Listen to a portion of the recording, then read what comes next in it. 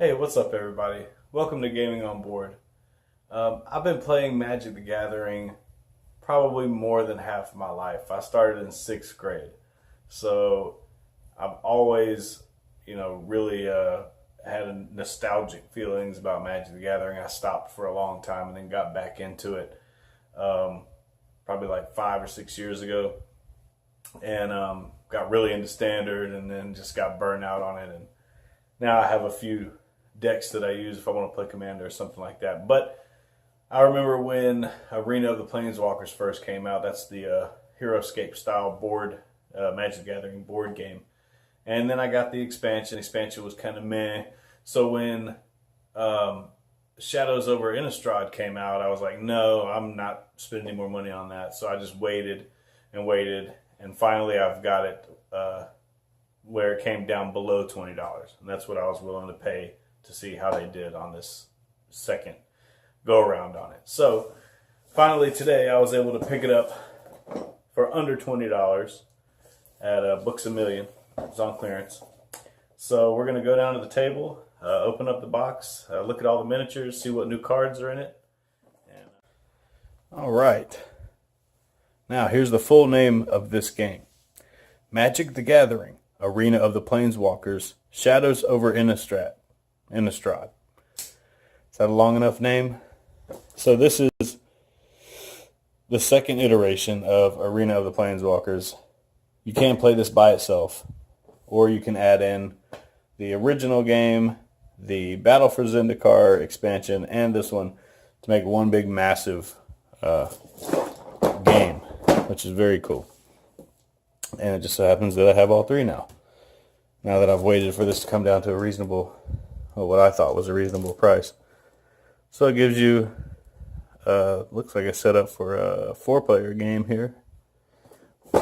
And shows you some of the new stuff. So you've got the transformable Planeswalker Arlen cord.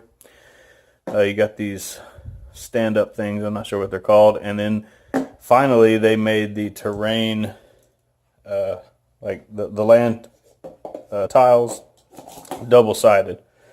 Because in the first iteration of the game, they just put the Magic the Gathering logo on the back.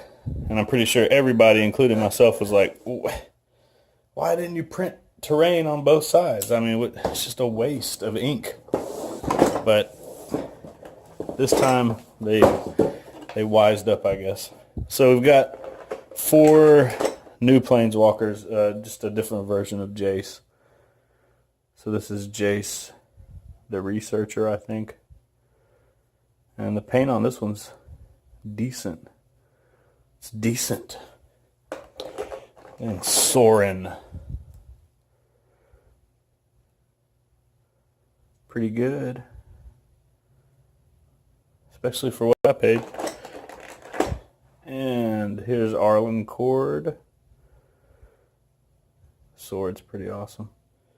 Can't really see it on the camera that well, but there's gradients of red and orange in here. Looks pretty good. I mean, what can you really ask for? It's not superb, but it's really good. I'm sorry, this is Arlen Cord. My bad. That was Nahiri, I think is how you pronounce it, Nahiri. And this is Arlen, the human form. And then you've got Arlen transformed into a werewolf.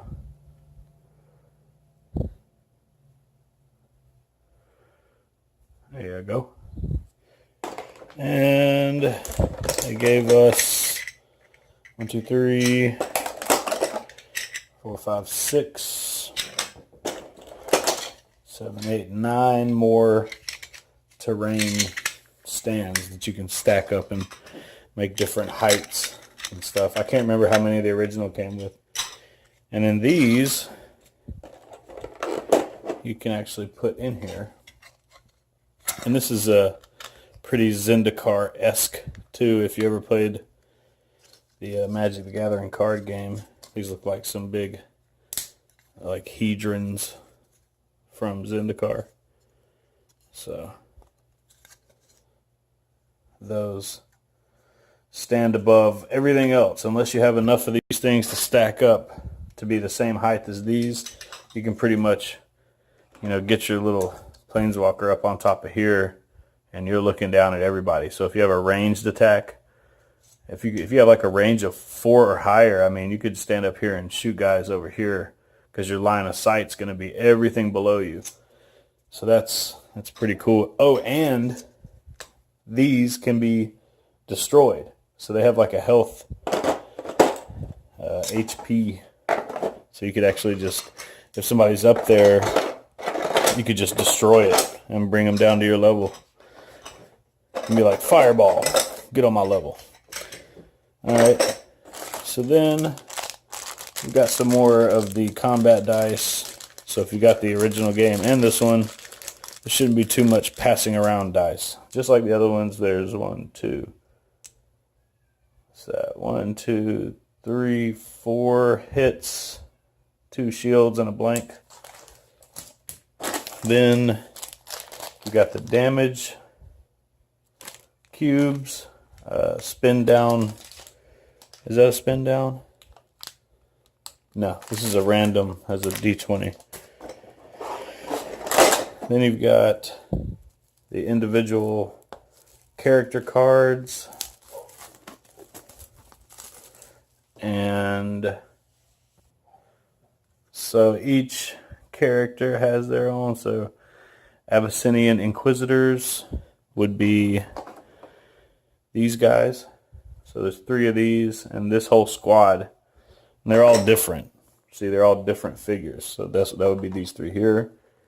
This squad, each of those, has a move of 5, a range of 1, defense of 3, an attack of 3 with 2 life points. And then all 3 of those have these 2 abilities. And then you've got Avacyn, which is a hero creature. Everybody knows who Avacyn is. Life of 6, 4 attack, 3 defense, 6 move, 1 range. She has flying and a special ability. Jace, 6 life, 5 move, 6 range, 4 and 4.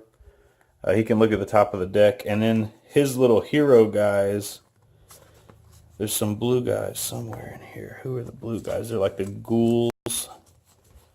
Where are they at? These guys. So this one lets you look at the top card of somebody's deck, and then Jace's ability lets you remove that top card. If you can name it, you can remove it from the game. So yeah, these guys have life of 4, 5 move, 1 range, 2 attack, 4 defense.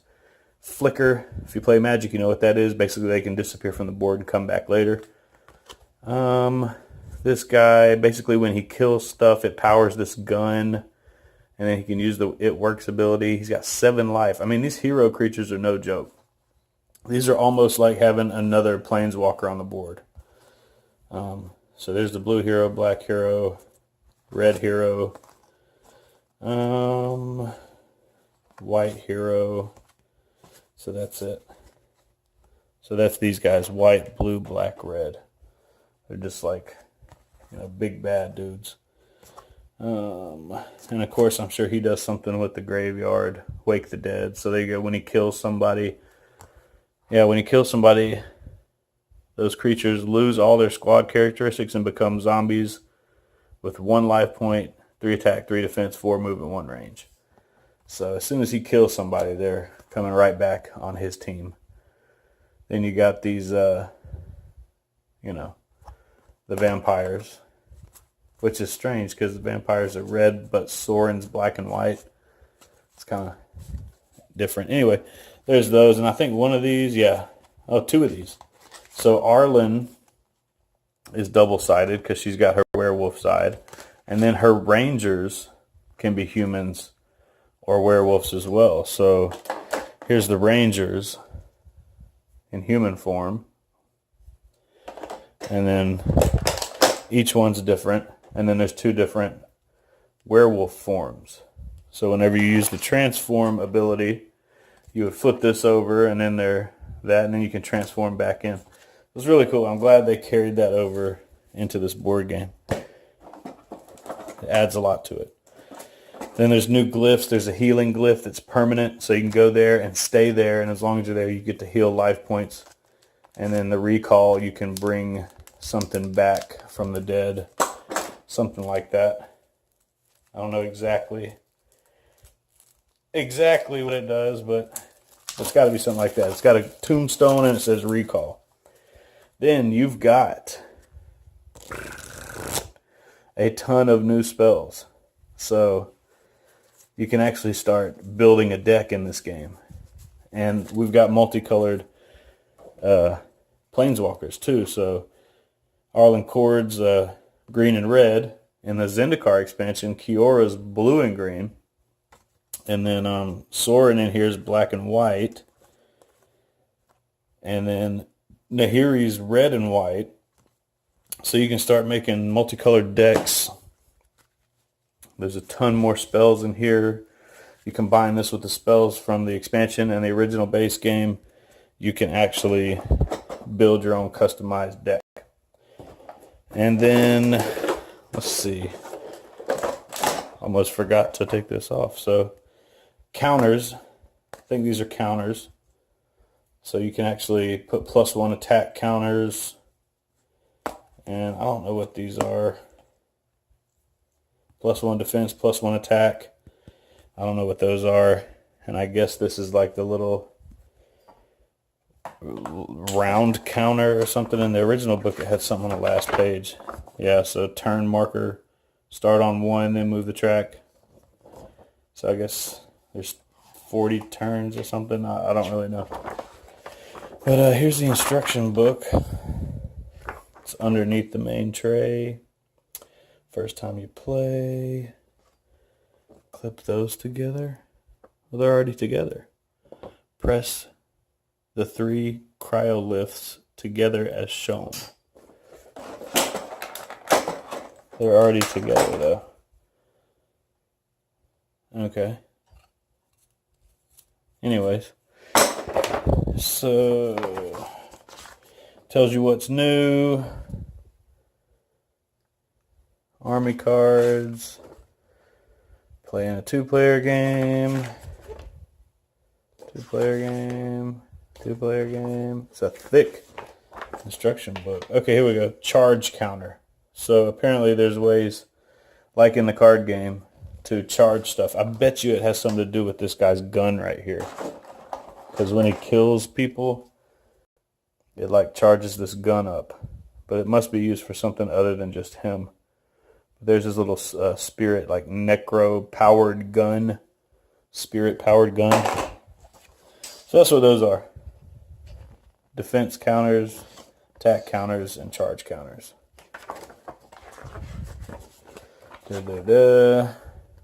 Symbol side up, glyph keys, ability side up. There you go. Different ways to engage people, the battlefield. There you go. Then I was kind of disappointed in this. They only gave us 4 more tiles, 4 more of these land tiles. But I mean, they're decent sized, and if you combine them with the other games, that's good, right? But they did add some additional types. So you got this dark side, and there's something special about these little spaces here. There's some water mixed in. And then the other side, you can expand the original game board and make huge bodies of water, which makes playing Kiora a thing, which I don't really think it was a thing before because it was just kind of a river running through the middle. And then there's roads, and as long as you stay on the road, you can move faster and more often. But anyway, that's everything that comes in the box for Shadows Over Innistrad, Arena of the Planeswalkers. Real quick, I'm going to set up everything that comes in this, the original and the expansion, the Zendikar expansion, so you can see what all is available to you if you get everything this game has to offer as of right now. All right, so this, I mean, just look at this. That's a ton of stuff. I mean, this is just the Battle for Zendikar expansion. So we've got Nixilis. I I know I'm destroying his name. I've never been able to say it. But he's a demon. And you got Kiora. Yep. And then a giant Eldrazi. I mean, that was the coolest part of this expansion. By far. I mean, look at the size difference. He's just going to pick her up and just throw her. And that's how it should be. Because they destroy things. Then you got this guy who has flying now, but not always. So they actually included in a little equipment, like an artifact equipment that literally equips to the guy. So that was cool. I liked that. You got some little goblins that come along with the demon, and you know. So here's the new one we just went over with its new tiles, its new dice, and then those things. And then this is the original core set. Ton of miniatures, flyers, ton of stuff. The fire beasts. Then here's the one we just went over. All those pieces, some additional stuff, these things that I really like. And then the original 5 Planeswalkers. Got Gideon and Jace and Liliana and Chandra and Nissa, as it should be. I'm glad they chose those. And actually, I bought the original and then sold it on eBay. Went back and bought the special edition that had the foil guys, foil cards. There was something else special about it, I can't remember.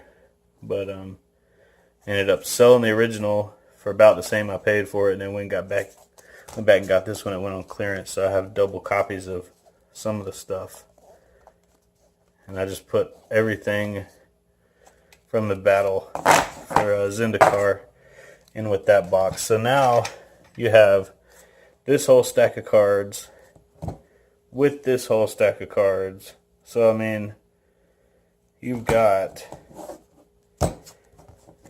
a good big grip of cards to build your deck on. And don't think of it as building a deck to play Magic the Gathering, because you're extremely limited when compared. You know, you only have a certain number of points you can put in your deck. I'm not getting into the gameplay, but you don't need near as many cards. So you got all these terrain tiles, plus these 6, 7, 8, 9 new ones. A total of 1, 2, 3, 4. Yeah, 1, 2, 3, 4, 5, 6, 7, 8, 9. So 5 in the original, 9 here. Then you've got these little structures you can put out, and a ton of stuff to choose from. So if you were to have bought this all at a retail cost brand new, I think it would have been about $100. 35 and 25, I think. So yeah, I mean, that's even at retail, that's not that bad. I mean, $100 for all this stuff and all the different games you can get in and all the different variability. It's not bad. So yeah, I hope you enjoyed this video. As always, thanks for watching, and please leave your comments down below, and subscribe to our YouTube channel. Also check out gamingonboard.com. We have all our videos there. We also have links to our Facebook and Instagram accounts, and we do post to Instagram daily. And remember, play all the games.